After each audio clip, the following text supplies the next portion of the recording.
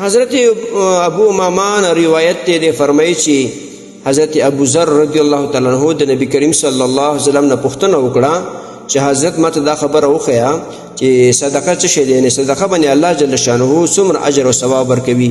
نبی کریم صلی الله علیه وسلم د جواب کې وویل چې الله جل شانه د صدقې باندې څو چند ثواب زیات ورکوي. یعنی څوک د الله په لار کې صدقه وکړي هغه څو ګونه څو چند زیات الله جل شانه په هغې سره ثواب ورکوي. د حدیث روایت مسند احمد کړی دی.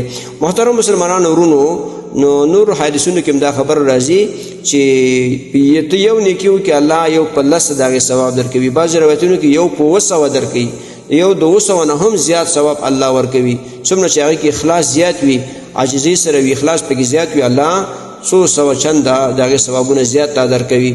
د دې وجې نه د الله په لار کې صدقې کوئ، د الله بندګانو سره لاس ورکړئ، د الله بندګان غریبانان مساکین فقرا کونډې رنډې یتیمان د هغو سره مرستې کوئ، د هغو سره امدادونه کوئ.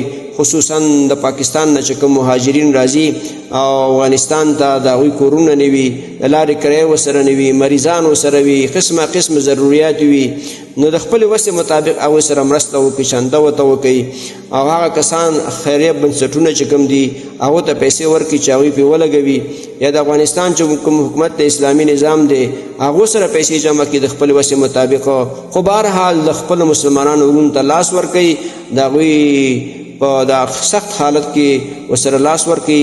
الله جل شانو به تا ته چې تا باندې سخت حالت راشي الله به ستا مرسته وکړي، ځکه دنیا کې د الله په بندګانو باندې خیال ساتل، د الله بندګانو سره مرسته کول او د هغوی ضرورت پوره کول، الله به ستا ضرورت پوره کړي. دغه مال دولت چې تا ته الله درکړی دی د الله په بندګانو باندې خرج کا، خصوصا په دغه مهاجرو باندې چې افغانستان ته راځي په دوی باندې خرج کړي، انشاءالله چې الله به ډېر زیات ثوابونه درکړي.